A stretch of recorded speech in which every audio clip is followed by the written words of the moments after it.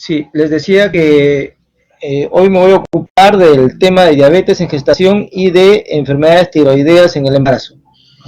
En primer lugar, vamos a abordar el tema de diabetes y embarazo. Como cuestión previa, quería aclarar algunas cosas, algunos términos que se usan. También quería hablar un poco de este tema de las clasificaciones que están en revisión, que se están cambiando, y las instituciones que están implicadas, que generalmente son en siglas. Recordemos nosotros esta clasificación, la clásica, la que siempre nos han enseñado. Hablamos de la diabetes tipo 1, tipo 2, y esta es la diabetes gestacional. La tipo 1 es la clásica insulino dependiente, de larga data, ¿no? Juvenil. La 2 es aquella que muchas veces no lo sabe, es una evolución más corta, ¿no? Y es la del adulto. Y esta es la diabetes gestacional. Estas son las siglas de la Asociación Internacional del Grupo de Estudio para Diabetes y Embarazo en inglés, IAP. La otra institución es la Asociación Americana de Diabetes, ADA, por sus siglas en inglés, y la otra es la COF, ¿no? Que es el Colegio Americano de Ginecología y Obstetricia. Estas tres instituciones son las que están implicadas en este tema de las clasificaciones. Quisiera aclarar también de que las cosas en medicina van cambiando. La clásica clasificación de Priscilla White, como ha sido esto hace muchos años, y no es que no sirva, no es porque haya salido una nueva clasificación, la de ella ya no sirve. Eso no es cierto. Tiene su uso, tuvo su uso, y eso de decir que ya no se usa, que está en desuso, eso no es cierto. Fue importante, sigue teniendo su importancia. Bien, entonces eso, ¿no? Tipo 1, tipo 2 y la diabetes gestacional. Y estas son las instituciones que están implicadas en este tema. Cuando hablamos de clasificación, yo por favor quisiera que no paporreteen una clasificación. Más bien, en lugar de paporretearla, analícenla. Va a ser más fácil que ustedes lo aprendan. La clasificación debe considerar lo siguiente, ¿sí? Cuando ustedes analicen la clasificación. Tanto a las mujeres con diabetes mellitus pregestacional, ya sean tipo 1 o tipo 2, que se embarazan. La clasificación debe considerar a esta, a la 1 o a la 2, que se llegan a embarazar. Pero también a aquellas en quienes la diabetes se diagnostica por primera vez durante el embarazo, y esta es la conocida como la diabetes gestacional. Repito, la que es portadora de la 1 o de la 2, que generalmente no lo sabe, y se embaraza. La clasificación debe contener eso. Y la otra es la propiamente llamada diabetes gestacional. Un poco, definitivamente tenemos que hablar un poco del tema del metabolismo de los carbohidratos, resaltando, disculpen si hay muchas letras en las diapos, pero es necesario, ya que son temas teóricos que ustedes deben de revisarlo. Partamos por este principio inicial de que el embarazo, la gestación, debe ser considerada, es considerada y es realmente un factor diabetógeno en potencia. ¿Y por qué decimos? Porque si existe una disminución en la ingesta de alimentos, ¿no?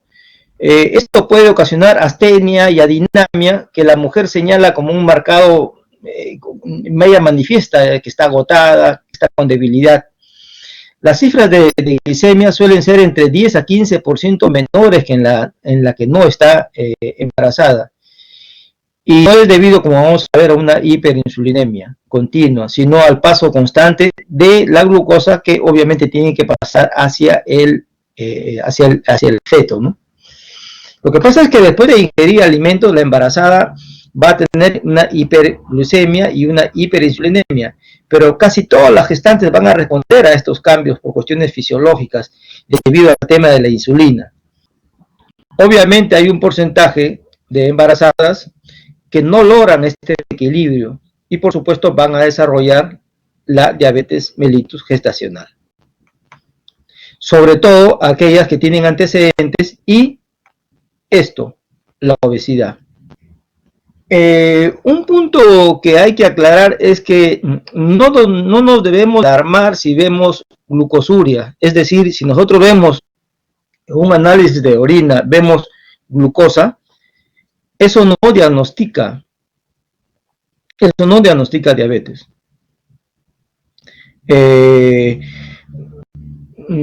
Quisiera también empezar a decirles que hay que acostumbrarse con nosotros como médicos a no eludir nuestra responsabilidad.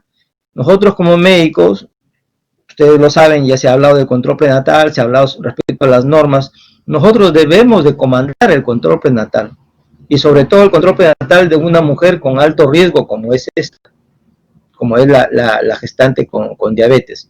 No porque tengamos otro profesional en el establecimiento de salud, le debemos dar esa responsabilidad. Recuerden ustedes que el médico es el que tiene que liderar el control prenatal. Tenemos otro perfil de formación. Llevamos cursos de medicina, de fisiología, de patología, de cirugía. Es una formación de un perfil mucho más completo que cualquier otro profesional de salud, como para no hacernos cargo nosotros y darle a otra persona que definitivamente no lo va a hacer tan bien como lo podemos hacer nosotros. ¿Por qué recalco esto? Porque cualquiera que vea una glucosuria podría decir, ya esta mujer es diabética, y no es así. Si ustedes revisan y leen ya con tranquilidad estas diapositivas, se van a dar cuenta que los cambios renales van a hacer que aparezca glucosa en la orina y eso no necesariamente va a ser diabetes. Pero por supuesto que tenemos que controlarla más sanamente, ¿sí? Respecto al metabolismo de los carbohidratos, lo que sucede, los cambios en el día con la glucosa y con la insulina, el embarazo normal se va a caracterizar porque en cuestiones basales, como dice aquí el cuadro, hay hipoglicemia leve en ayunas, hiperglicemia postprandial y la insulina también, ¿no?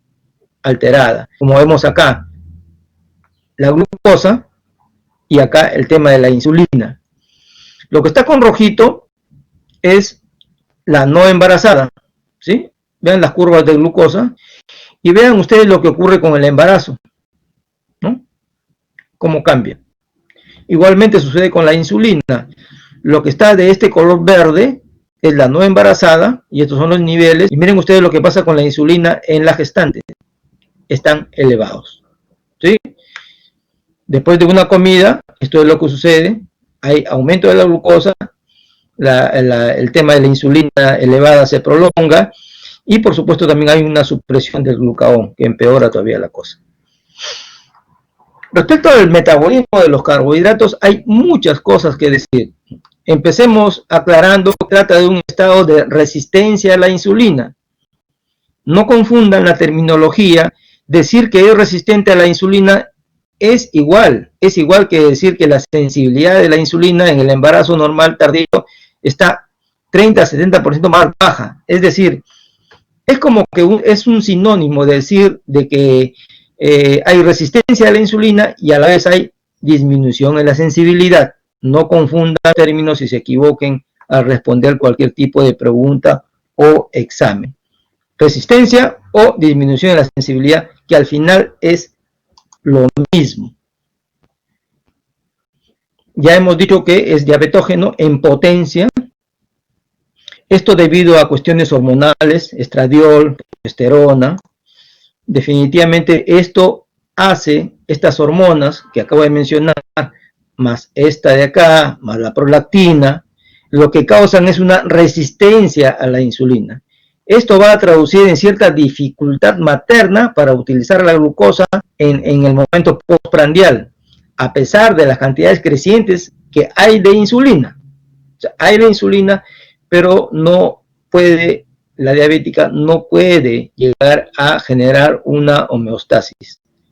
La resistencia a la insulina es la característica normal, ¿no?, de lo que va a suceder aquí.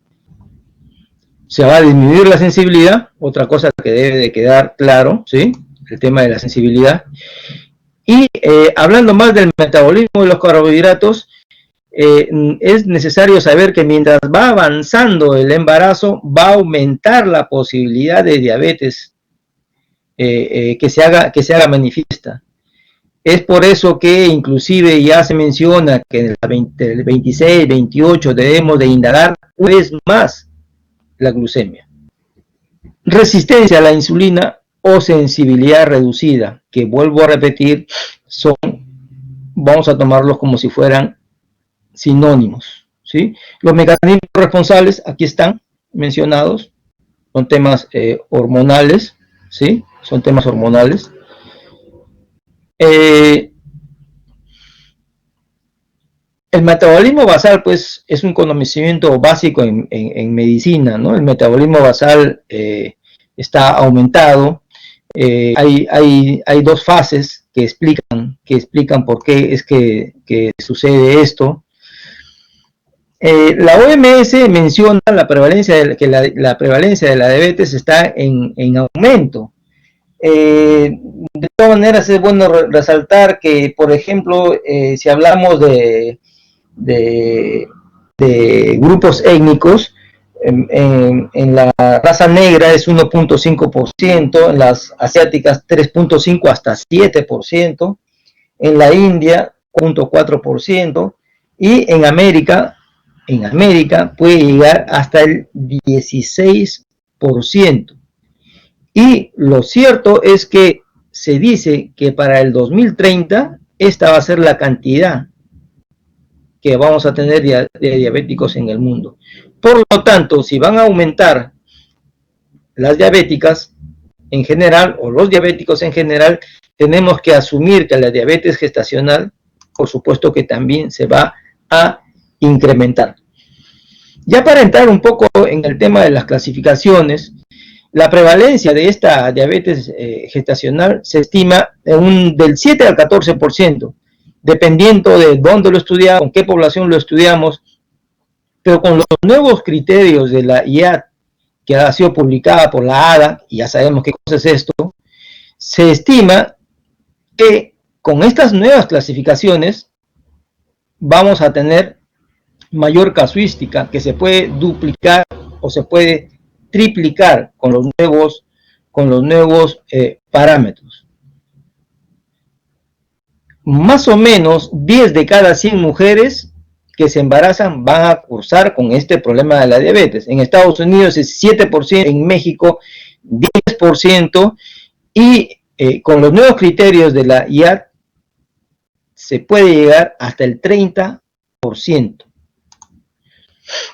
Por eso es que cuando ustedes estén en consulta, con una paciente, nunca pierda, y si la ven ustedes gordita, y si por ahí le preguntan cuánto pesó su primer hijo, cuánto pesó el segundo hijo, y si por ahí les manifiesta la paciente que ha tenido macrosómicos, paren un ratito la consulta y comuníquenle sobre el problema que ya puede tener o que lo va a tener en algunos años. Generalmente cuando es joven todavía no va a manifestarse, pero yo, disculpen que haga una especie de paréntesis, yo lo que hago es paro un poco la consulta y les hago algunas preguntas, ¿no? Lo que sucede es que uno cuando se forma como médico y uno cuando va adquiriendo más experiencia, uno, y a ustedes también les va a pasar, uno se frustra, ¿no? Uno tiene los conocimientos y uno los quiere aplicar y muchas veces podemos aplicarlo. ¿Por qué? Porque nos encontramos con una población, que ustedes ya saben cómo es nuestra población, en la que no le dan mucha importancia al tema del peso, por ejemplo, ¿no? Yo, como les digo, cuando me encuentro con una gordita en consultorio, paro un poco la consulta el otro tema es que generalmente pues a las damas tampoco no les gusta, bueno, y aquí, ¿no? Hasta al varón también no le puede gustar que le digan que está gordo o gorda, ¿no? Entonces esto es un poco incómodo también decirlo. Entonces depende del tono como uno lo diga. Yo paro un poco la consulta y le digo lo importante que es y luego le hago una pregunta como para que recapacite, ¿no? Yo le digo, ¿quieres ver a tus hijos crecer? Sí, claro, ¿cómo no? Dice la paciente. ¿Quieres ver a tus nietos? Sí, claro. Bueno, entonces cuídate, pues, porque el diabético se muere antes. El diabético se hace hipertenso. El diabético le da derrame, porque la gente lo conoce como derrame. Entonces, si tú quieres eso que cualquier ser humano quiere, por supuesto, ver a sus hijos crecer, ver que triunfen, y quieres ver a tus nietos, entonces cuídate. Esto de tomarse un par de minutos para eso es muy importante, jóvenes, muy importante. Nosotros los médicos tenemos que ser comunicadores y no desaprovechar ninguna oportunidad para enseñar algo. Porque como vuelvo a repetir, uno tiene un montón de conocimientos y cuando los quieres aplicar no puedes, ¿no? Bien, disculpen que haga ese paréntesis, pero trato de llegar a ustedes para que cada vez que en consulta ustedes se encuentren con una paciente que está subida de peso, aclárenle, ¿no? Aclárenle de que por su antecedente y por su gordura puede terminar pues con una diabetes, ¿no? Es muy importante este tema. Las mujeres con diabetes pregestacional, ya sea de tipo 1 o tipo 2, deberían conocer la existencia de su padecimiento. Pero lo cierto es que generalmente el tipo 1 lo conoce, ¿no? Porque es insulino dependiente, es de larga data, es desde niño, entonces ya es conocido, se conoce como diabético tipo 1. En cambio, la diabética tipo 2 lo ignora, no sabe. Entonces, este antecedente debería de ser muy importante y deberían de tenerlo ellos bien claro, ¿no? Si las pacientes, si nosotros como médicos diagnosticáramos más pronto la tipo 2, tendríamos mejores resultados. Y fíjense ustedes que para esto lo que se necesita es lo que siempre se le dice al alumno, ¿no? Y siempre nos han dicho cuando estudiamos, ¿no? La historia clínica, ¿no? Saber preguntar, saber indagar, preguntar por pesos, hijos, preguntarle si siempre fue gordita, ¿no? Y si tiene 28, si tiene 32 años, y si ya está con sobrepeso, preguntarle cuántos años tenía a los 20, ¿no? Y ella misma va a decir, ¿no? Ella misma va a decir, sí, era flaquita. Entonces, ahí es donde uno debe empezar a tratar de, entre comillas, educar, ¿no? Por lo general, si yo comparo las pacientes que son diabetes 1 o son diabetes 2, si yo las comparo, ¿quiénes me van a hacer más problemas? Ahí está bien claro, ¿no? Ahí está bien claro. Es más frecuente quién me va a hacer abortos, quién me va a hacer malformaciones. Entonces, es bueno saber cuál es 1 y cuál es 2. Porque como vuelvo a repetir, generalmente la 2 no lo sabe, ¿no? Bien, lo cierto es que cualquiera de las dos, una con mayor frecuencia, otra con menor frecuencia, me puede provocar RCU, macrosomía, óbitos y las clásicas fetopatías que ya son hartamente conocidas, ¿no? Y por supuesto con todos los problemas que nos traen para el recién nacido, ¿no? Si es que no llega a fallecer, ¿no? Prematuridad, ¿no? Y malformaciones, ¿no? La idea es pues que nosotros como médicos deberíamos de tratar de reducir este tema, ¿no? La verdad es que el país ya no necesita más prematuros, ¿no? Ojalá la tremenda gran mayoría de los recién nacidos vengan sanos, ¿no? Pero con esta enfermedad, mientras no la diagnostiquemos bien o la diagnostiquemos en forma tardía, vamos a tener más problemas con recién nacidos con problemas. Esta clasificación de Priscilla White, si ustedes por ahí escuchan a alguien decir, no, eso es antiguo, eso ya no vale, no es cierto. Hasta ahora todavía se sigue hablando bien de esta clasificación. ¿Por qué? Porque tenía una importancia pronóstica, y hasta ahora en cualquier clase, en cualquier práctica que hablemos de diabetes gestacional, no podemos dejar de mencionarla. Por supuesto que van saliendo nuevas clasificaciones, pero esta ha sido y sigue siendo todavía muy importante. Aquí está la clasificación, ¿no? Como para que ustedes lo repasen. Este es otro cuadro que es lo mismo, ¿no? Cuándo se inicia, cuánto dura, y sobre todo nos habla del tema del pronóstico, que es lo importante. ¿Cuáles son las complicaciones? Las complicaciones maternas. Para empezar, aborto, preeclampsia, hipertensión arterial, polihidramnios. Por supuesto, si tengo un recién nacido macrosómico, va a causar trauma obstétrico, y el trauma obstétrico, como ustedes saben, va dirigido pues no solamente a la madre, sino al recién nacido, ¿no? Un feto macrosómico me va a causar traumatismo obstétrico, me va a causar parto obstruido. Es más frecuente que me haga infecciones, la diabética, que me puede hacer una cetoacidosis, que me puede provocar una amenaza de parto pretérmino, retinopatía, nefropatía y, por supuesto, muerte materna. Este tema de la amenaza de parto pretérmino es un problema hasta más grave que lo que pasa con las gestantes, porque por lo menos olvidémonos de esta etapa que estamos viviendo. Generalmente la atención a la madre tiene mayor acceso, pero el prematuro no tiene acceso porque nos faltan recursos para los prematuros. Todos los hospitales tienen carencia para esas camas de UCI neonatal. Es un tremendo problema, así como ahora la gente necesita oxígeno y no hay.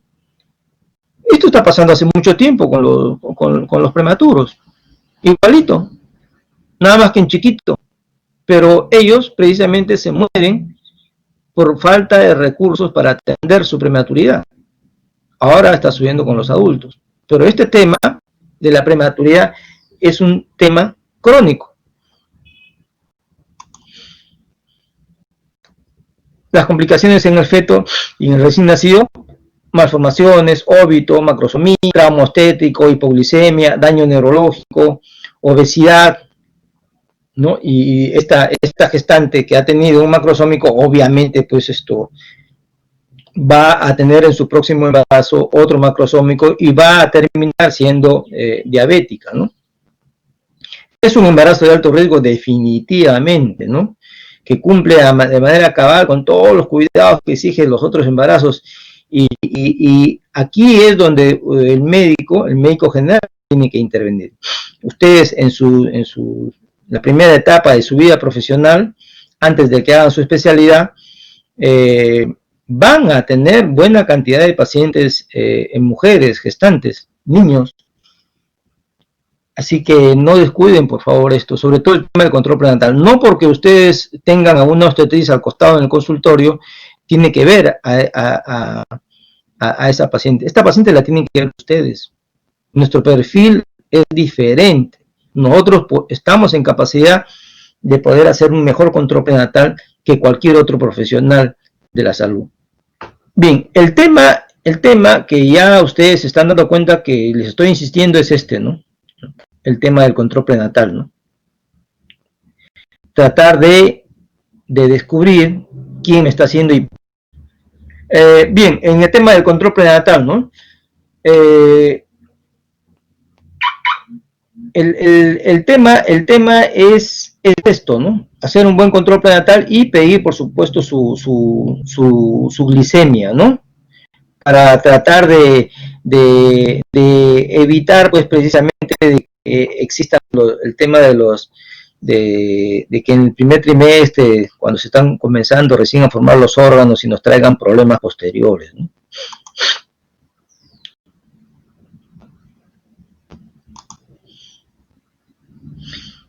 Bien, ahora el tema es cómo, de dónde nace este asunto, ¿no? Existe una alteración en este sistema que es, me parece trabalenguas, un poco difícil de pronunciarlo, pero lo cierto es que este producto, este metabolito, este sistema, está inmiscuido en este asunto de la alteración de la glucosa y de la insulina. Después tenemos nosotros a esta cascada del ácido araquidónico y la prostaglandina, que también tiene que ver en este tema. Y finalmente el tema de los radicales libres de oxígeno también están incluidos en este asunto. Por lo tanto, si yo estoy haciendo un estudio, si estoy sospechando, si estoy investigando, si estoy analizando a una paciente que la quiero estudiar por el tema de su obesidad o el tema de su descartar una diabetes, hay que pedir esto, ¿no? Alfa-fetoproteína sérica, porque el HCG está inmiscuido en este tema también. Ecografías. Esta paciente probablemente tendría que llegar a un hospital para recibir otro tipo de atenciones. ¿Cuál es la función del médico general bien formado? Como se dice criollamente, el médico general integral que se respeta. Que si bien es cierto, tiene una mira y ha hecho ojo a una especialidad, pero mientras seas médico general, tienes que pensar y actuar como médico general. El control prenatal, pedir glucosa, pedir los análisis, pedir ecografías y una referencia oportuna. Si yo la voy a referir a un hospital, que sea en forma oportuna. Bien, el asunto es que ojalá, pues, ¿no?, de que algún día nosotros, nuestro país, nuestra población llegue al level de hacer una evaluación preconcepcional, ¿no? Esto evidentemente tiene que ver con una cuestión cultural, ¿no? Yo estoy seguro de que ustedes, en el momento que bien, decía que ojalá estemos en ese level algún día de hacer una evaluación preconcepcional, ¿no? En condiciones ideales, toda mujer con diabetes que se embaraza debería contar con estos estudios previos. En realidad no solamente las diabéticas, ¿no?, sino todas, ¿no? Todas. Bueno, pues esta mujer se debe realizar un fondo de ojo, pruebas de función renal, debemos investigar infección urinaria y hacer pues un control metabólico estricto, ¿no?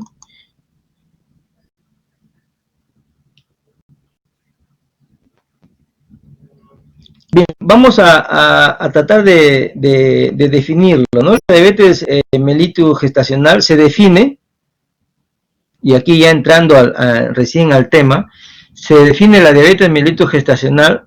La diabetes gestacional se define como intolerancia a los azúcares que se presenta o se diagnostica por primera vez durante el embarazo.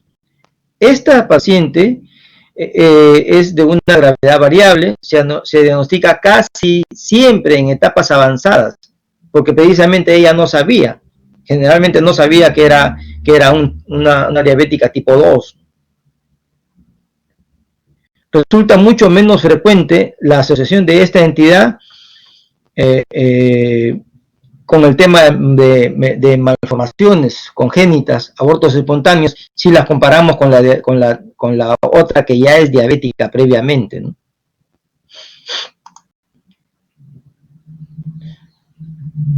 Aquí es donde comienzan a aparecer las instituciones que les digo, ¿no?, que les mencioné en las primeras diapositivas. Y precisamente aquí hay cosas que aún las siguen discutiendo, ¿no? Miren ustedes, esta definición dice: cualquier grado de intolerancia a la glucosa con inicio o primer reconocimiento en el embarazo, independientemente del tipo de tratamiento que requiera, y de la persistencia o no de la condición después del embarazo. O sea, la condición es que sea descubierta en el embarazo, aunque después desaparezca, aunque supuestamente no era diabética. La condición, la definición es que aparece en el embarazo. Mejor dicho, no es que aparezca, sino recién nos damos cuenta, o recién tenemos la evidencia. Con la nueva propuesta de esta YAP, se establece una nueva terminología, diferencia a la diabetes gestacional propiamente dicha y de la diabetes manifiesta, o sea, la diabetes previa al embarazo. Es decir, como que ya nos vamos enmarcando en que es aquella que la descubrimos, la evidenciamos en el embarazo, para diferenciarla de la otra que tenía previamente una diabetes. Una que sí lo sabía y la otra que no lo sabía. ¿Cuál es la controversia en sí? ¿Qué es lo que están discutiendo? Lo que están discutiendo es esto que aparece acá, ¿no? Han propuesto no se ponen de acuerdo en cuanto a la cantidad de glucosa que deben de usar para hacer los tamizajes, ¿no? Para hacer las pruebas de tolerancia oral a la glucosa. Se habla de 75, se habla de 100, pero como vamos ya a ir adelantando, el tema es que debería de ser 50, pero como vuelvo a repetir, lo están discutiendo y acá está, ¿no? Y eso precisamente es lo que a mí personalmente como docente me incomoda un poco, porque finalmente el alumno que recién está aprendiendo los términos y las clasificaciones podrían confundirlo más. El consejo que yo les doy, vean con calma estas diapositivas, que complementen su información, y la recomendación además es de que no traten de corretear una clasificación, analícenla, analicen la antigua, analicen la de Priscilla White, y de esa manera van a poder internarse mejor en este tema de la diabetes. Esa es mi recomendación, porque de alguna manera yo debo ser un catalizador de su formación, yo debo facilitarle las cosas para que estudien. Yo no pretendo, yo creo que un docente pretende de que con una clase de 1 hora y media se pueda transmitir todos los conocimientos, ¿no? Ustedes tienen que buscar otra información, y mi consejo es ese: comparen las clasificaciones, comparen en qué están las controversias de ellos, y solamente así van a poder entender este asunto. Y ahí empieza, ¿no? 75 o 100, y siguen discutiéndolo, no se ponen de acuerdo, y lo que más se está hablando es de que sea con 50. Esto es lo que sucede pues con lo que está punteado, es el tema de la insulina durante el embarazo, y el otro es el tema de la escasez, ¿sí? De la escasez precisamente en la mujer con diabetes. Si hablamos un poquito de fisiopatología, ya de alguna manera hemos hablado. El tema de la madre tiene que ver con su tema endocrinológico. Luego viene el tema de la resistencia. Esto obviamente por influencia de la placenta. A la vez tiene que ver con el aumento del metabolismo de las grasas, la glicemia materna que se eleva, y esto al final comienza a traer alteraciones en el feto, con lo que finalmente se podría llegar a lo que es más frecuente, un feto macrosómico, sino con problemas mayores, y por supuesto con malformaciones. Hay un concepto que algunos autores lo usan y le dicen relación entre la hiperglicemia y el desenlace adverso obstétrico, ¿no? Lo cierto es que este efecto adverso se va a incrementar aprox 28, 24 semanas de gestación, que es donde nuevamente nosotros debemos de pedirle los análisis. Y está en todas las normas, inclusive en la del MINSA, dice nuevamente pedirle una glucosa, ¿no?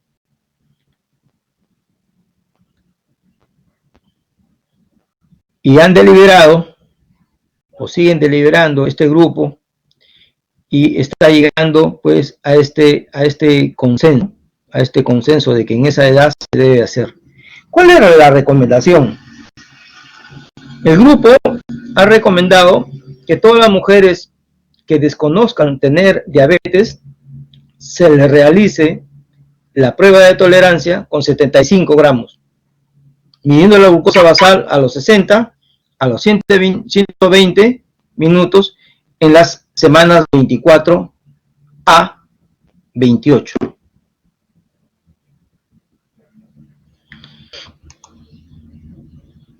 La recomendación es que debido a algunos casos de diabetes mellitus gestacional, pueden representar diabetes tipo 2 preexistente no diagnosticada. Es decir, dicho de otra manera, es aquella diabética tipo 2 que no lo sabía. La idea es esa, descubrirlas antes, ¿no? Obviamente, lo ideal sería hacerlo tempranamente, ¿no? Hacerlo tempranamente. Porque si esta mujer pasaría por una consulta preconcepcional, le diríamos, pues espérate unos mesecitos y vamos a hacerte bajar de peso, ¿no? Y de paso que te estudio, ¿no? De paso que le pido su hemoglobina glicosilada, que ahí sí sirve, al inicio sirve, ya cuando tiene 24, 28, 32 semanas, la glicosilada no me va a ayudar para control, pero en el inicio sí. Si es una paciente diabética que se quiere embarazar, ahí sí me va a servir la glicosilada, pero no para control posterior. Bien, aquí están los valores, ¿sí? Aquí están los valores para que los chequeen con detenimiento. Los valores que deberíamos de considerar los normales, en ayunas menos de 95, y esto yo lo quiero aclarar bien, a veces inclusive ya cuando está internado, pasando visitas, se le pregunta cuál es la glucosa normal en la gestante, y creen que la gestante se comporta como cualquier adulta normal, ¿no? Dice 110, dicen. No, no es 110, no es 110. En la gestante no debe tener mayor de 92, 95. Por eso aquí dicen hay unas menor de 95. Y hay otros parámetros, ¿no? Hay otros parámetros. Y lo que les acabo de decir, la glicosilada es deseable sobre todo al principio de la gestación. Al principio de la gestación. Después ya no me sirve para control. Bien, luego de ya tener basales, ¿no? Luego de tener basales, comenzamos a controlarla, si es que ya la catalogamos como una diabetes gestacional, y vamos a ver cómo nos va, ¿no? Generalmente, si no nos mejora con dieta, por supuesto que si estamos en un hospital, que es donde debe controlarse esta paciente, porque ustedes la ven en un periférico, ustedes lo que deben hacer es referir, ¿sí? Porque esta paciente requiere de un tratamiento especializado, requiere de nutricionista, requiere de endocrinólogo, así que lo mejor es que esta paciente sea referida en forma oportuna. Inicialmente se le trata de manejar con dieta y ejercicios, pero si esto no mejora, lo mejor es que se comience a usar insulina, ¿no? Y bueno, aquí especifico el tema, las cosas referente a lo que es la dieta, cuánto de calorías, cómo debe estar distribuida la dieta, porque por supuesto que es importante. Si se hace una dieta adecuada y la paciente se adhiere a la dieta, sí es posible que la podamos manejar. Si no, insulina. Ahí les menciono las dosis, ¿sí? No pretendo que ahorita ustedes la capten, estas son cosas que ustedes se tienen que detener a estudiarla. Lo ideal sería pues que sea un parto vaginal, ¿no? Pero hay ciertas condiciones obstétricas que hacen que esto pueda cambiar, ¿no? Hay que confirmar el riesgo de la madre o el producto, si hay oligoamnios, hay que ver si ese pulmón ya está maduro, porque si ese pulmón ya está maduro y me comienza a hacer oligoamnios, pues termino la gestación, ¿no? O sea, esa sería la idea. Esa sería la idea. Ahora, si fuera una cesárea anterior, si fuera un macrosómico, si tiene alguna causa obstétrica directa, como por ejemplo, qué sé yo, preeclampsia, estrella pélvica, debería de ser una cesárea programada, como lo dice acá, ¿no? Cesárea anterior, macrosómico, podálico, feto en transversa. Ahí entran a tallar las condiciones absolutas para una cesárea. El tema de la lactancia materna, por supuesto que es benéfico, y aquí es donde también se ve el beneficio de la insulina, ¿no? Es preferible usar la insulina porque no le va a causar problemas al recién nacido como si habría temor en que si estamos usando hipoglicemiantes orales, ¿no? Respecto al tema del puerperio, en la diabética, en la diabetes gestacional, definitivamente, pues las mujeres con diabetes gestacional tienen un riesgo elevado de desarrollar diabetes después en el puerperio, ¿no? Y es ahí donde uno le tiene que llegar a aclarar, ¿no? Señora, usted ha hecho diabetes gestacional, señora, tiene usted un hijo de más de 4 kilos, este es su segundo hijo que ha pesado 4 kilos y medio, usted en unos 10 años, ahorita no se nota, pero dentro de algunos años va a ser diabética, así que le recomendamos que venga usted a sus consultas, vaya con el endocrinólogo, vaya con el internista para controlarse. Ojalá hicieran caso, ¿no? Pero ahí está el tema donde el profesional se ve frustrado, ¿no? Ante el tipo de paciente que tenemos, ¿no? Definitivamente ustedes saben que el tema de salud está ligado a un tema cultural, a un tema social, económico y, por qué no decirlo, político, ¿no? Entonces aquí es el gran problema, la educación de nuestros pacientes, ¿no? Por más que se les dice, no lo entienden. El tema de la metodología anticonceptiva es otro enfoque que también debemos tenerla bien clara, ¿no? Si bien es cierto, nosotros como médicos tenemos que reconocer los derechos reproductivos de cada pareja, ¿sí? Eh, es obvio, es su derecho, pero, pero nosotros tenemos que inculcarle que tome una decisión con responsabilidad. Yo, por ejemplo, yo les digo, mira, le digo, ya tienes 2 hijos. Ese útero ya te dio 2 hijos.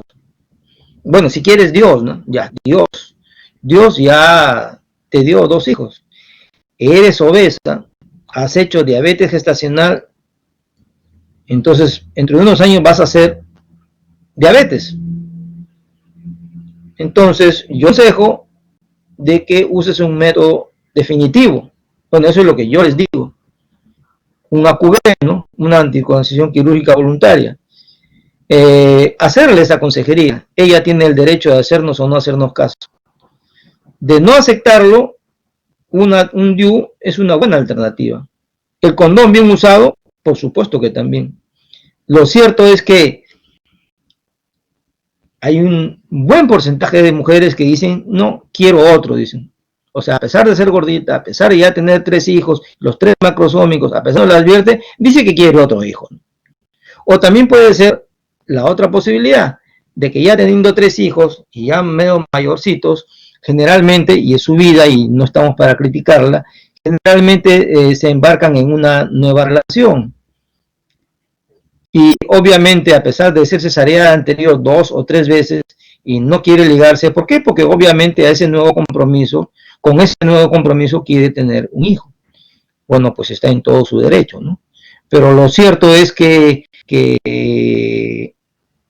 ella tiene que saber sus riesgos. y nosotros estamos en la obligación de decirle su riesgo. Esto de la hemoglobina glicosilada ya hemos hablado, es importante al inicio, ¿sí? Al inicio, obviamente los endocrinólogos dicen, no, esto no sirve para control. Claro, para control no me va a servir, ¿no? Yo le voy a pedir una hemoglobina glicosilada a las 32, 34, 36 semanas, no me va a servir para nada.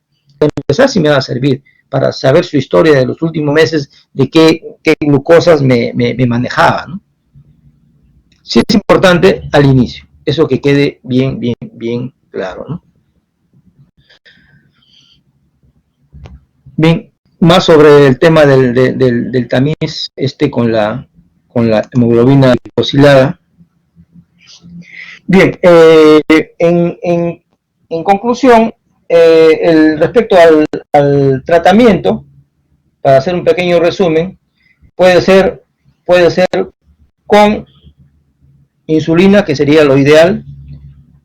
También se está demostrando que los hipoglucemiantes orales tienen seguridad, aunque como no hay muchos estudios, existe todavía algunas escuelas, algunos protocolos, algunas entidades, algunas instituciones referentes que aún no lo quieren aceptar como tratamiento, ¿no? Dentro de ellos está la metformina y la glibenclamida, pero como vuelvo a repetir, si no va con dieta, la segunda alternativa es insulina, pero, repito, sí se puede usar esto, sobre todo estos hipoglicemiantes que acabo de mencionar. El tema de la vía del parto, si tiene condiciones para un parto vaginal, no hay ningún problema, puede ser un parto vaginal. Pero si es una paciente que ya es cesárea anterior, más de una vez, si viene en podálico, si es un macrosómico, si tiene estrechez pélvica, definitivamente debería de ser una cesárea programada.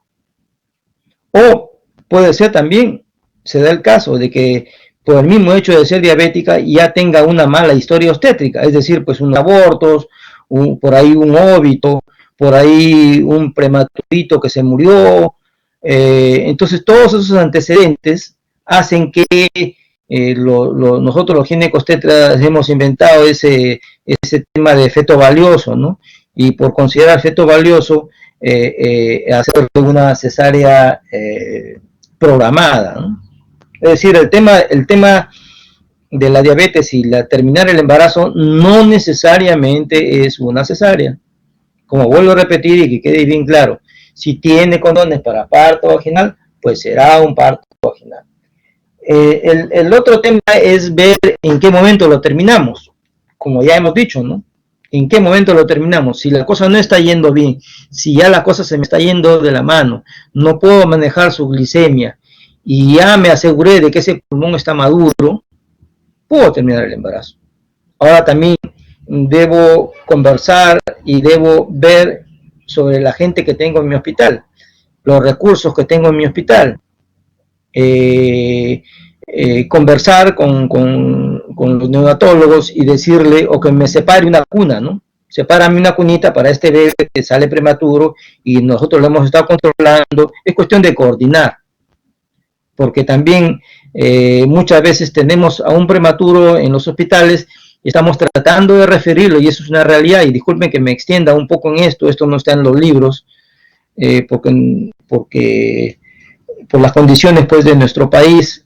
Les decía hace un momento que el tema de la prematuridad es un tremendo problema, es más bravo que el tema de la mortalidad materna, ¿no? Tenemos a un prematuro y ya queremos terminar el embarazo, pero no lo podemos terminar porque calculo que pesa 1,1 kg o 1,2 kg, entonces hay que ver a dónde lo referimos, y uno llama a los hospitales y ningún hospital tiene la capacidad resolutiva, ¿no? Y muchas veces tenemos que terminar el embarazo en donde nos encontramos. Bien, sobre el tema del puerperio, ya les he dicho, hay que aconsejar a la paciente sobre el tema de la metodología anticonceptiva, si tiene la posibilidad, las condiciones para que sea un bebé, como no, puede ser, bienvenido.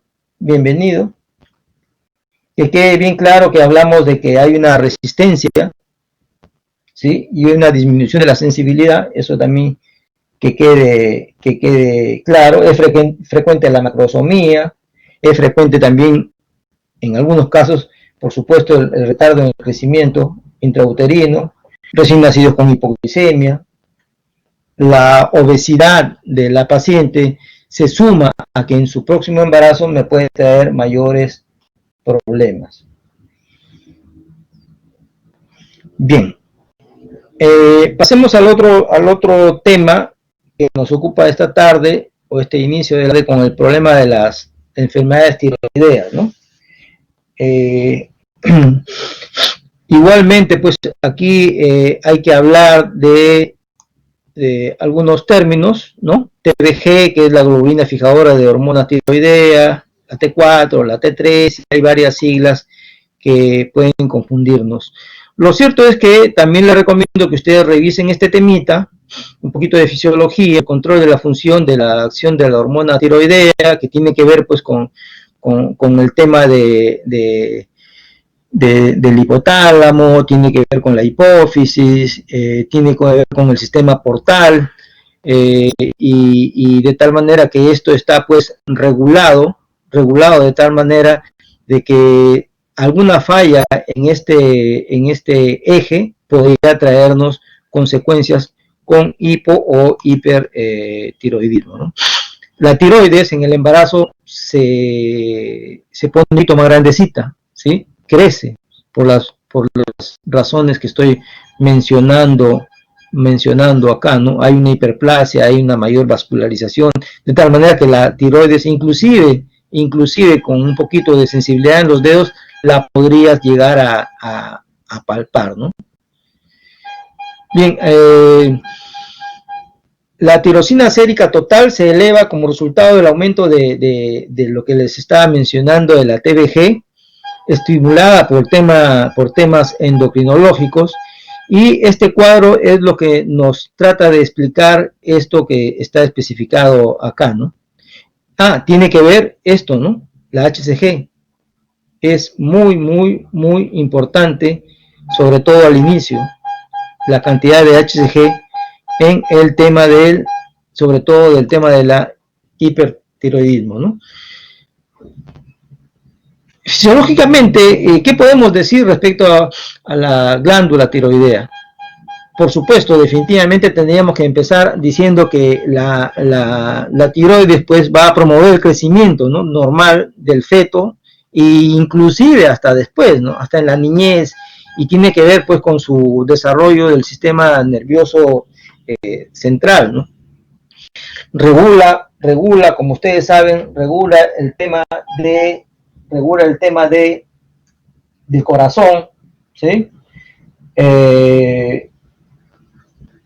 Y por supuesto que tiene que ver con el tema de la contracción, la relajación miocárdica. Recuerden ustedes que la tiroides tiene que ver con la motilidad gastrointestinal. Generalmente el hipertiroideo generalmente es más proclive a la diarrea, ¿no? Y tiene una serie de alteraciones con el calor, con el peso y con el metabolismo per se, ¿no? Crecimiento de tejidos, maduración del cerebro, producción de calor, consumo de oxígeno, obviamente regula al corazón, regula al hígado, a riñones, a los huesos y a la piel. Todo eso nos hace pensar pues que estamos frente a una glándula muy importante, ¿no? De alguna manera esto trata de explicar el tema del transporte, ¿no? Ambas hormonas van a circular en la sangre, pero unidas a las proteínas. Solo este porcentaje pequeño están no unidas o libres. En consecuencia estarían disponibles para entrar a los tejidos, ¿no? Estas son las tres proteínas inmiscuidas en el transporte, ¿sí? Estas tres: albúmina, transtiretina y la globulina, o sea, la TBG, que tienen que ver con el transporte. Los efectos sobre el desarrollo fetal, por supuesto, el tema del yodo es muy importante,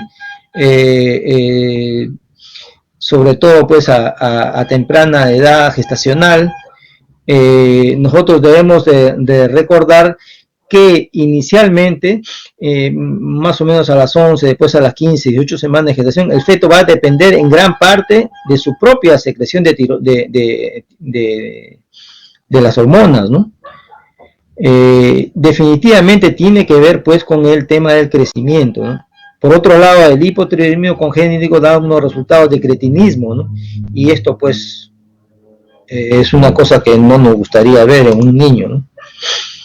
Las funciones están bien detalladas acá, si es a las 11, si es a las 18 o 20 semanas, qué ocurre a las 24 o 28, qué ocurre entre las 35 y 40 semanas. El tema de la tiroides es a través de todo el embarazo. Y aquí está detallado qué cosa es lo que sucede en cada etapa, ¿no? Definitivamente, ya está claro que tiene que ver con la HCG, ¿no? Tiene que ver con el tema de la hiperemesis gravídica. Cuando ustedes tengan una paciente que les está haciendo una hiperemesis gravídica, sobre todo aquella que no mejora con lo usual, tiene más días hospitalizada, por ahí la observamos bien, es delgada, cabello delgado, por ahí podría tener un poquito de temblor, podría tener softalmo, y aunque no tenga esto, porque buena parte de la población con enfermedad tiroidea la pasa asintomática u oligosintomática, pero lo cierto es que tenemos una paciente con hiperemesis gravídica, debemos de pedirle las pruebas tiroideas.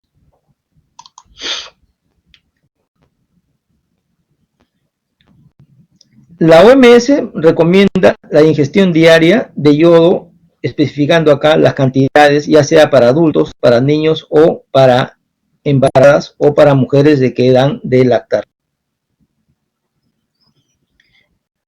Lo cierto es que este tema del economato de la tiroides tiene que ver con la TBG, tiene que ver con la HCG, y además se agrega un factor que es una regulación autoinmune.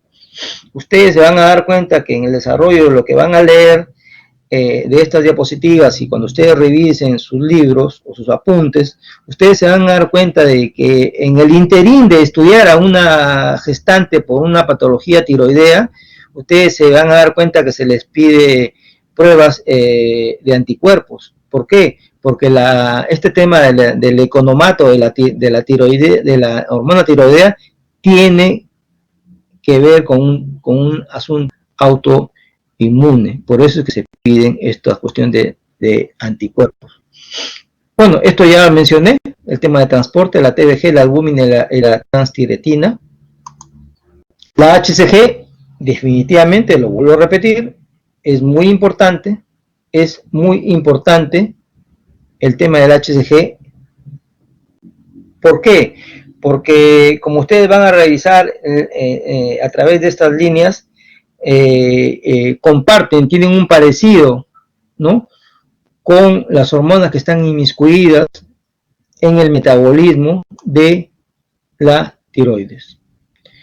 En aquellas personas con embarazo molar, en aquellas personas que tienen carcinoma y cáncer de diversos orígenes, y la hiperemesis gravídica, es ahí donde ha demostrado el HCG y la tiroides están tremendamente relacionadas.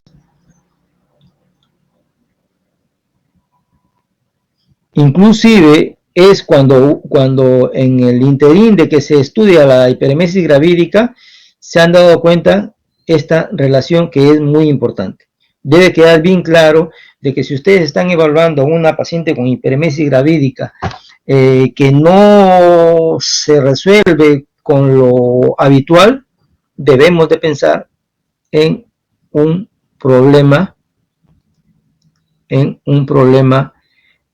para seguir investigando, ¿sí? De esta relación hay bastante. Repasemos un poquito sobre el metabolismo del yodo, ¿sí? Esto es muy importante, inclusive en países que se le llama pobres, ¿no? En los que hay poco acceso al tema del yodo, viene a ser una de las principales causas la carencia de este yodo para que se produzca la enfermedad tiroidea, ¿no? El tema del metabolismo del yodo es muy importante que se repase esto, inclusive la OMS recomienda esta cantidad de ingesta entre 200 y 400 miligramos al día, dicen las mujeres embarazadas. Ustedes saben desde hace muchos años ya el yodo ya no lo dan en la sal, ¿no? Lo que les decía, ¿no? Hay una muy buena relación entre autoinmunidad tiroidea y embarazo. Inclusive cuando se está investigando, cuando los endocrinólogos están investigando, estudiando, indagando, descartando patologías tiroideas, se piden estas pruebas de anticuerpos que son específicas, ¿no? Y generalmente no están a la mano y por supuesto tiene un costo, ¿no? Definitivamente el bebé, el recién nacido, va a verse afectado, ¿no? El paso transplacentario de las hormonas tiroideas en mínimas cantidades durante las primeras semanas de gestación resultan muy importantes durante la embriogénesis. A pesar de que son pocas las cantidades que pasan de tiroideas de la madre al feto, a pesar de que son muy pequeñas, esa pequeña cantidad le sirve a un feto para su beneficio, le sirve definitivamente, ¿no? Está resaltado aquí que la causa más frecuente de hipertiroidismo en el embarazo sigue siendo la llamada enfermedad de Graves, ¿no? Hablamos de porcentaje, se dice 0.2 de los embarazos, generalmente está ligado a un problema autoinmune, como la de Graves, ¿no? La tirotoxicosis no tratada se asocia, por supuesto, con infertilidad, aborto espontáneo. Este tema por ejemplo, ¿no? De la tormenta tiroidea. Y yo, disculpen que regrese nuevamente al tema del control prenatal. Nunca me voy a olvidar y brevemente les voy a comentar un par de pacientes. Una de ellas, una paciente joven que fue referida de uno de los maternos, fue referida a un hospital grande. Lamentablemente la paciente por emergencia, cuando todavía tenía 26, 27, 28 semanas, seguramente por molestias, fue por emergencia y obviamente por emergencia le dijeron de que no tiene nada de emergencia y que vaya a su casa y que vaya por consultorio. No siguió un control prenatal adecuado y la paciente llegó por emergencia. Llegó con una presión altísima. Yo creo que para cualquier ginecólogo, si le llega a una paciente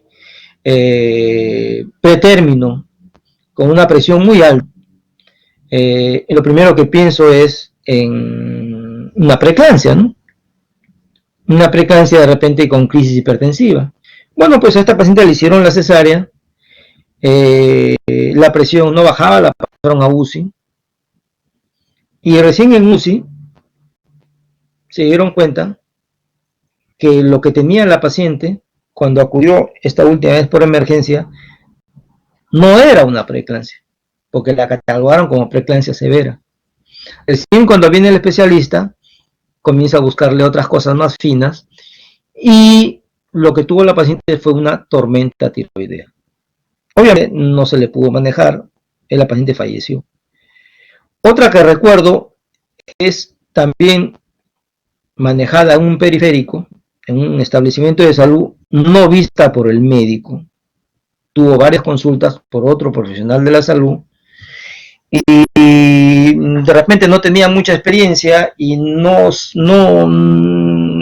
habrá parecido que la paciente era ojona, pues, ¿no?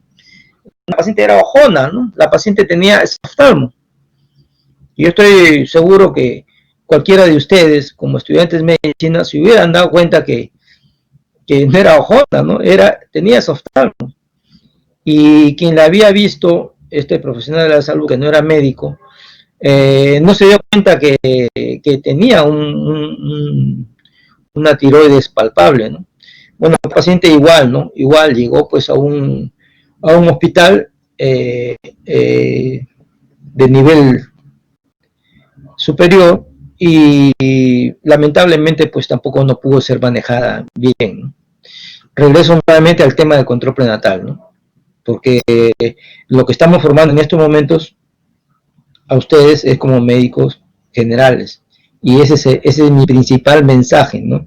Un adecuado control prenatal. No deben, vuelvo a repetir, no deben de dejar que otro profesional tome la batuta, porque no lo va a hacer bien, porque no tiene la formación que ustedes tienen. Bien, respecto a abrasión, carbimazol y el PTU, ¿no? Que atraviesan la placenta y, claro, tienen un potencial de afectarlo de igual manera. Otra posibilidad de cirugía. Yodo radioactivo está contraindicado en el embarazo, por supuesto. Pero ustedes se dan cuenta que esto yo lo paso más rápido porque generalmente esto va a ser manejado en un hospital. La importancia de ustedes como médico general es que detecten, que se den cuenta, que piensen en descubrir, en descartar el factor de riesgo, descartar diabetes, descartar enfermedad tiroidea, dar enfermedad cardíaca, descartar a tiempo, que eso es lo que nos falta, descartar a tiempo para quienes estamos en el hospital podamos recibirla a tiempo, ¿no? ¿Cuándo yo debo sospechar? Y eso sí va dirigido a ustedes, ¿no? ¿Cuándo sospecho? Obviamente, cuando tiene el cuadro clínico oligosintomático, poco sintomático, de una enfermedad tiroidea, que ustedes definitivamente estoy seguro que sí la saben, ¿no? El tema de su peso, el tema de un nerviosismo, palpitaciones, taquicardia, un temblor, ustedes le ponen la mano, encima le ponen un papel y comienza a temblar el papel, ¿no? Entonces es hora de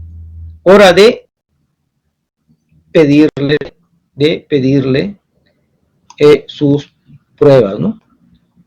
La causa más común es esto, ¿no? Ya acabo de mencionar, la enfermedad de Graves, que ocurre en el 95% de todos los casos en todas las edades, ¿no?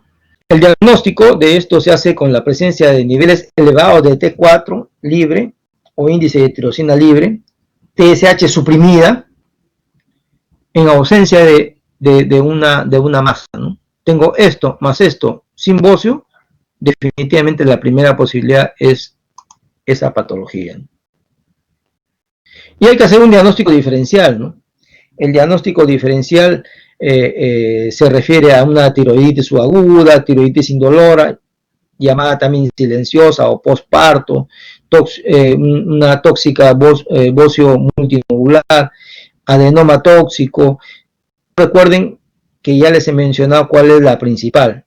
Esto de acá es diagnóstico diferencial que siempre existe, ¿no? La medicación, las alternativas, las dosis, ¿sí? Cómo iniciar. Se puede administrar también dexametasona, propanolol para el tema de la taquicardia.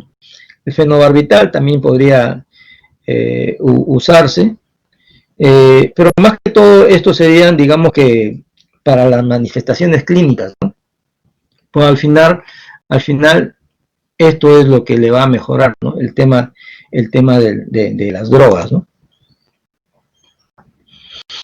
Otro más frecuente es el adenoma tóxico, el bocio multinodular tóxico, que se va a presentar en menos porcentaje. Una tiroiditis llamada subaguda es más rara, probablemente, o sea, hasta a los especialistas se les puede escapar. Esta enfermedad de Graves va a caracterizarse por lo siguiente, ¿no?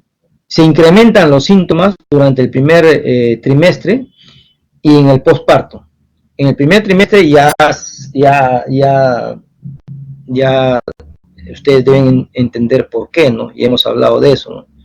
Disminución de los síntomas durante la segunda mitad del embarazo, y es pues necesario establecer el tratamiento oportuno, un tratamiento a tiempo, ¿no? Porque si nosotros controlamos mal a esta paciente, si nosotros no la controlamos adecuadamente, va a traer repercusiones en la madre y en el feto o en el recién nacido, incluyendo RCIU, parto pretérmino. Y volvemos nuevamente a este problema, ¿no?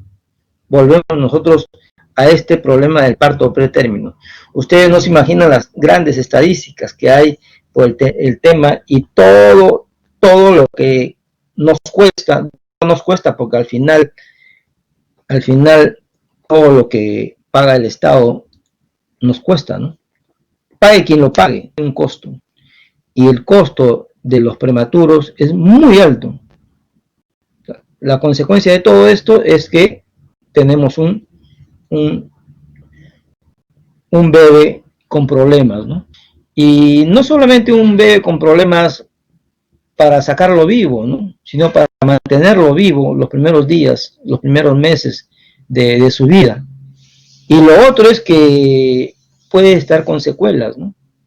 Con secuelas neurológicas, lo cual igualmente va a ser pues una carga para su familia, para la sociedad, y la verdad es que más problemas de los que ya tenemos, más prematuros y más gente con problemas neurológicos, yo creo que de eso ya tenemos bastante, ¿no? Si la paciente ya sabe que es hipertiroidea, pues no hay ningún problema, ¿no? Ya sabe que es hipertiroidea o hipotiroidea, generalmente como es una enfermedad que llega a calar, por supuesto, en ella y en su familia, generalmente no me va a traer tanto problema, ¿no? El problema es para nosotros cuando, sin tener aparentemente enfermedad tiroidea, acude a nosotros en el embarazo. Y para nosotros diagnosticar un problema tiroideo en el embarazo no es tan fácil. No es tan fácil porque la mujer, la gestante normal, tiene ciertos cambios que nosotros nos podríamos atrever a decirle, eso es normal. Entonces nos puede confundir, como por ejemplo el tema de las palpitaciones, ¿no? ¿Puede tener palpitaciones la embarazada normal? Sí, por supuesto. ¿Puede tener palpitaciones la que tiene patología de tiroidea? Por supuesto. El tema del calor, ¿no? Bochornos, caliente.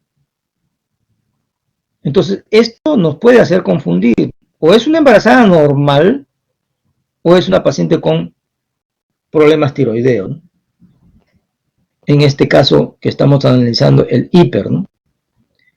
La presencia del bocio, del esoftalmos, esto, recuerden ustedes, ¿no? La primera clase de semiología, la primera clase de medicina 1, ¿no? Ectoscopía, ¿no? Pues ustedes nunca pierdan la costumbre de apenas la paciente está ingresando por la puerta, hay que mirarla, ¿no? Hay que mirar al paciente parado, ¿no? Parado lo ves todo, ¿no? Ves su biotipo, ves si está con sobrepeso, ves si es delgada, si es alta, si es talla baja. Podemos inclusive tratar de establecer una mirada y en la mirada darnos cuenta si tiene los ojos saltones, ¿no? Verle el cuello. O sea, es esas cosas para la cual hemos sido preparados, porque tenemos eso de semiología, que es medicina 1, no se nos puede escapar, pues, no se nos puede escapar. Nunca olviden eso, ¿no? Generalmente los médicos nos ponemos en problemas cuando no hacemos lo que se nos enseña, ¿no? Nunca, y ahora, disculpen que como paréntesis, ¿no? Tenemos la costumbre de estar haciendo cualquier cosa y tenemos al lado el celular, ¿no? Y entre paciente y paciente vemos el celular a ver si tenemos mensaje, ¿no? Cuando el paciente ya está sentado en la silla, ¿no? hay que mirarlo. Ectoscopía. Bien. Y por supuesto hay que preguntarle, ¿no?, sobre el tema de su peso, si tiene temblor, si tiene sudoración, si tiene diarrea, nerviosismo, es lo que destacan en todas las bibliografías, irritabilidad, cambios de personalidad, sudoración, insomnio, problemas con el apetito, el tema de los movimientos intestinales, prurito. Recordemos de que la paciente puede presentar preeclampsia, como la paciente que les estoy narrando, la paciente las dos pacientes que les he narrado, las dos fueron muertes maternas. En el examen físico, definitivamente, pues no es lo que ya hemos estado hablando, ¿no? Ver cuello, palpar cuello, no olvidemos, ponernos ya sea delante o sea detrás, hay dos maneras para evaluar cuello, hacerle que pase la saliva y buscar la masa, ¿no? Es oftalmo, que puede ser leve o moderado, edema de las conjuntivas, examinamos el corazón y puede tener un poquito elevado, puede tener un soplo inclusive, y puede tener algo de taquicardia, ¿no? Y puede haber mixedema también. Pero eso solamente, estas cosas solamente las puede ver un médico, pues. Pero por supuesto un médico que ve, ¿no? Un médico que examina, ¿no? Y empezamos a pedirle el tema de los análisis, recordando siempre TSH tendría que estar suprimida y la otra elevada, ¿no?, para la Graves. El tratamiento idealmente sería pues diagnosticarlo lo más pronto posible para evitar las complicaciones tanto maternas como del producto de la gestación, ¿no? La meta es normalizar la función para que se acerque a las cantidades mínimas de uso de antitiroideos y tratar de usar la mínima cantidad de drogas, ¿no? Ya que si tú te pasas de dosis, la puedes llevar hacia el otro lado, ¿no?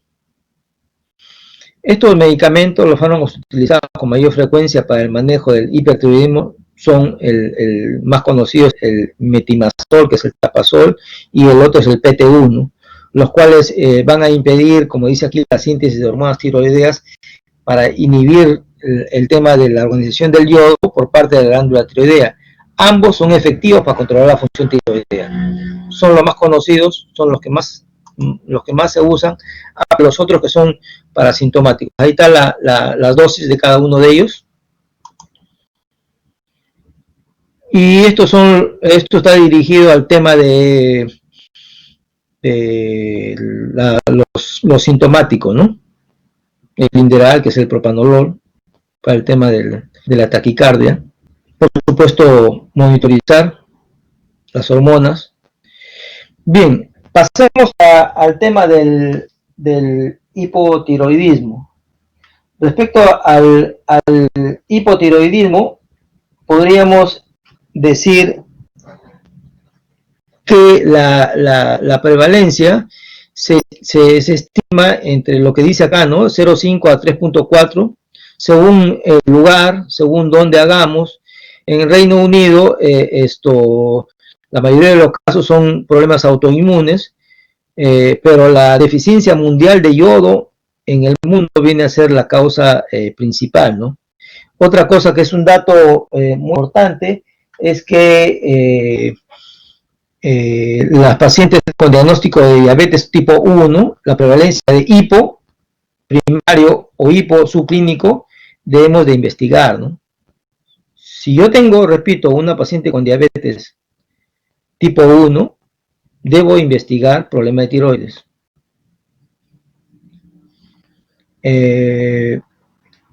Generalmente la hipotiroidea tiene historia de infertilidad, de abortos, de preeclampsia, de óbito fetal, ¿sí? También cabe una posibilidad iatrogénica, ¿no?, que tengan Graves y que se le dé tratamiento y que me la lleve hacia el otro lado. Las complicaciones son, como acabo de mencionar, preeclampsia, anemia, hemorragia posparto, desprendimiento prematuro de placenta, trastornos, pérdidas del bienestar, prematuridad, bajo peso, retardo en el crecimiento intrauterino, malformaciones congénitas, muerte fetal, muerte neonatal. Es decir, el hipotiroidismo nos va a traer consecuencias, nos va a traer complicaciones para ambos, tanto para la madre con preeclampsia, que ustedes ya saben que miren, con preeclampsia y con HPP, ahí nomás tenemos nosotros a las dos principales causas de muerte materna. El hipotiroidismo generalmente puede consultar por una mala historia obstétrica, nos narra que ha tenido un feto que se murió en su vientre, nos va a narrar que ha tenido uno de sus hijos con malformaciones, nos puede narrar que tuvo un feto un óbito, o nos puede narrar de que tuvo un bebé que nació vivo, pero que en las horas posteriores, o en los días posteriores, falleció. Eso nosotros le llamamos mala historia obstétrica. Esto es común en la paciente con hipotiroidismo. La causa de hipotiroidismo primario es la tiroiditis crónica autoinmune, seguida del hipotiroidismo post-ablación de la glándula tiroides, ya sea postquirúrgico o por terapia con yodo. El secundario o terciario debido a enfermedad hipoficiaria o hipotalámica viene a ser muy lejos raro, ¿no? Respecto al hipotiroidismo en el embarazo, las estadísticas dice 1 a 3 de cada 1000, el transitorio es hasta 6% de las mujeres posparto, porque hay también problemas en el posparto, el congénito o cretinismo, que pues es un tremendo problema para el producto de la gestación, porque el cretinismo, pues ustedes saben que tiene una serie de problemas, un retardo mental severo. En países desarrollados, la tiroiditis de Hashimoto es la etiología más común y está caracterizada por producción de anticuerpos antitiroideos, que era lo que se les dijo desde un principio, ¿no? Hay que hacer estudios de anticuerpos, ¿no? Y en el mundo, el tema de la carencia del yodo viene a ser la principal causa de hipotiroidismo primario, ¿no? El diagnóstico está aquí bastante especificado, se le va a pedir sus hormonas, se le va a pedir su perfil y vamos a buscar la interpretación. Respecto al tratamiento, generalmente es pues el hipotiroidismo con la levotirosina, ¿no? Aquí está apuntado la vida media, la dosis, los niveles séricos, la dosis que le debo de dar, cuál es el objetivo que quiero lograr con la levotirosina. Recuerden ustedes que cuando llevaron ustedes en algún otro curso el tema de hipotiroidismo, se empieza con las dosis bajas, luego se va aumentando y se va cambiando la dosis de acuerdo a cómo vas con el paciente, ¿no? El gran problema aquí con la enfermedad del hipotiroidismo es pues la cuestión de que puede haber un cuadro clínico manifiesto, puede haber un cuadro clínico llamado subclínico, o puede ser asintomático.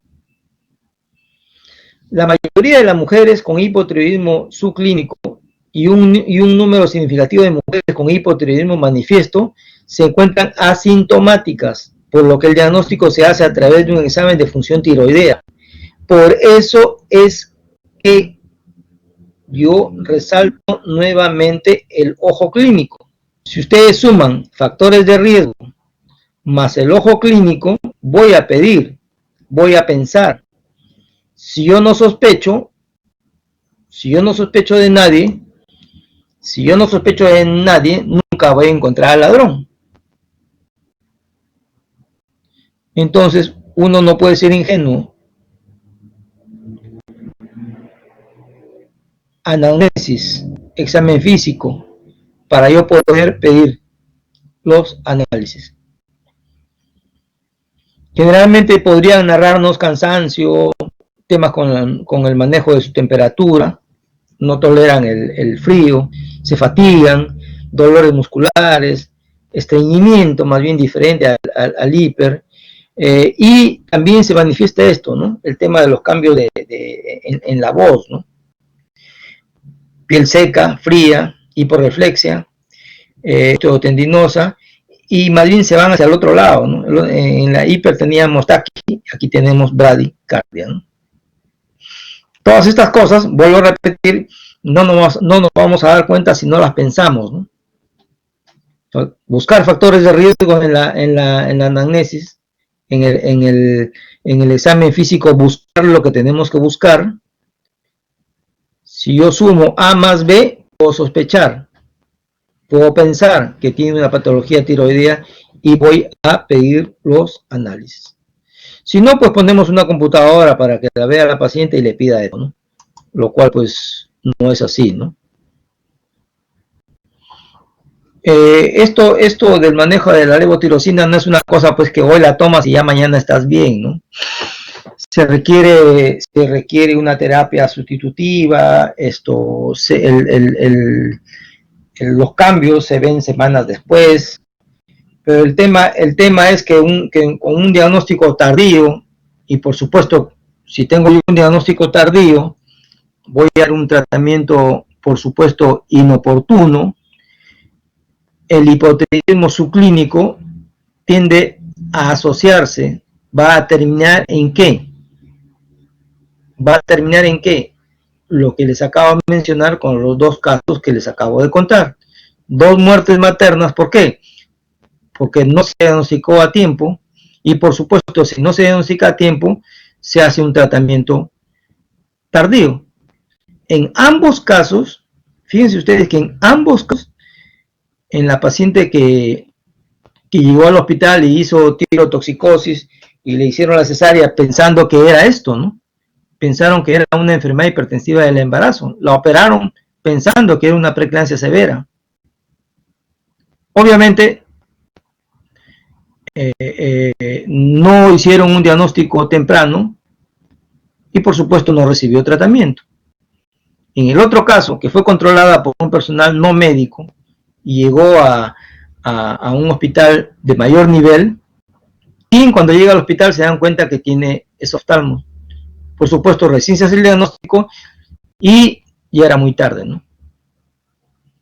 Mientras más tarde sea el diagnóstico y por supuesto más tarde sea el tratamiento, vamos a obtener malformaciones congénitas, mortalidad perinatal y lo que ya no queremos en nuestro país, ¿no? Falla en el desarrollo mental de nuestros hijos. De eso ya no más, por favor. La levotirosina, la dosis que ya hemos hablado, controlamos nuestras hormonas y vamos cambiando, vamos modificando las dosis, ¿no? De acuerdo a lo que queremos, ¿no? Tenemos este valor de TSH, un incremento, ¿no? Tenemos otro TSH, requiere un promedio, un incremento de esta cantidad, y de acuerdo a los resultados de los análisis, es que nosotros vamos modulando nuestra dosis de la levotirosina.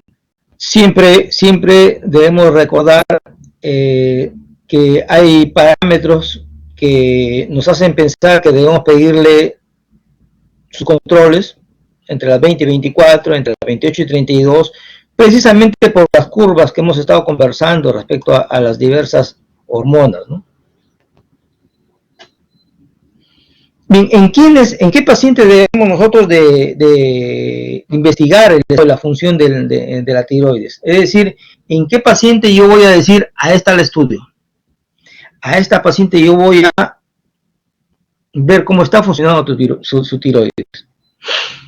a las siguientes pacientes: a la paciente que tiene una historia de hiper o hipo, o ha tenido tiroiditis postparto, o antecedente de haber sido operada de la tiroides, o pacientes con tratamiento con la levo, ¿no?, previo al embarazo. Una historia familiar de una patología tiroidea, aquella paciente que tiene bocio, aquella paciente que nos narra que ya le han pedido anteriormente pruebas, anticuerpos, porque si alguien ya le ha pedido es por algo, ¿no? Y como dije desde un principio, aquella que tiene diabetes tipo 1, tengo que descartar una patología tiroidea, porque están relacionadas. Cualquier otra patología que tenga que ver con la inmunidad, hay que descartar que no tenga un problema de hipo. Si ha sido irradiada, ¿no?, si ha sido irradiada cabeza o cuello, si la paciente nos narra que ya pues está en los 32, 34, 35 y no tiene hijos, la pregunta clásica que hacemos los ginecólogos es: bueno, ¿tú no tienes hijos porque no has querido? Porque eso también ya lo hemos comentado, ¿no? Desde que la mujer se ha ido profesionalizando, su fertilidad la ha ido postergando. Entonces, cuando una mujer con 32, 34, 35 años nos refiere a no tener hijos, la pregunta clásica del ginecólogo es: ¿no has querido o realmente te has estado cuidando, ¿no? Entonces, la paciente sola nos dice, ¿no? La paciente nos dice: no, doctor, yo estoy buscando desde hace varios años con mi pareja anterior, con esta pareja, y nada. Entonces, en esta paciente que ha querido salir embarazada y no ha podido, o que tiene una vida de RS de varios años y que no sale embarazada y que no usa un método anticonceptivo y que quiere tener hijos, esa paciente requiere de que yo la estudie, porque lo más probable es que tenga un problema de infertilidad. Aquella paciente que tiene historias de aborto, ¿no?, o aquella paciente que tiene historias de partos prematuros, ¿no? Bien, otra patología que hay que usar es el nódulo solitario. Bueno, ahí pues definitivamente pasa nuevamente por el tema de tocar el cuello, ¿no? Y investigar, tocar, preguntar desde cuándo lo tiene, si se dio cuenta o no se dio cuenta, si alguien ya le ha tocado, si ella misma se ha tocado, si algún médico ya la vio antes. Hay que pensar de que, si bien es cierto, la gran mayoría podría ser benigno, pero este nódulo podría malignizarse, podría estadísticamente ser candidato a que se malignice. Y por lo tanto debemos de hacerle un estudio, ¿no? Si, por ejemplo, no, dentro del estudio, aparte del tema hormonal, aparte de eso, una ecografía de la zona del cuello, aparte de eso, un BAF, si es que la ecografía dice que hay líquido, para estudio, porque como vuelvo a repetir, hay un porcentaje que se puede malignizar, ¿no? Y hay que ver en qué grado está la enfermedad, porque si tiene menos de 20 semanas y hay factores que orientan a pensar en malignidad, hacerle un BAF y ver qué hacemos con ella, ¿no? O de repente, si ya está en las 32, 36, de repente hablar con ella y decirle: esperemos, ¿no? Esperemos a terminar el embarazo y después veremos tu problema, ¿no?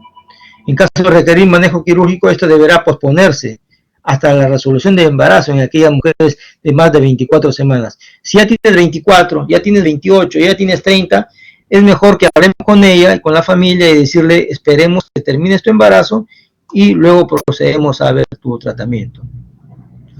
La otra es la DTP, que es la disfunción tiroidea postparto, que miren la frecuencia, ¿no? En 5 a 10% de todas las mujeres dentro del primer año postparto, ¿no? Que también, obviamente, como es postparto, la,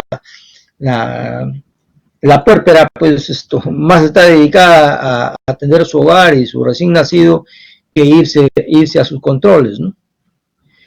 Bien, y finalmente, estos dos últimos son fluxogramas que de repente les pueda ayudar. Yo le voy a estar entregando esta clase a mi delegada, a su compañera Lamas, y ella les va a hacer llegar a ustedes. Lamentablemente ya no hay tiempo para preguntas, pero igualmente los invito, así como me han estado preguntando cosas a través de mi delegada, tienen ustedes mi correo, y yo no tengo ningún inconveniente en contestarle por el correo si tienen ustedes alguna duda o si quieren que les proporcione alguna grafía. Y yo les agradezco por su tiempo de haberme escuchado, y disculpen si están muy cargadas las diapositivas, pero es que hay cosas que ustedes tienen que revisar. Bien, jóvenes, por mi parte, le doy las gracias y buenas tardes por esta reunión.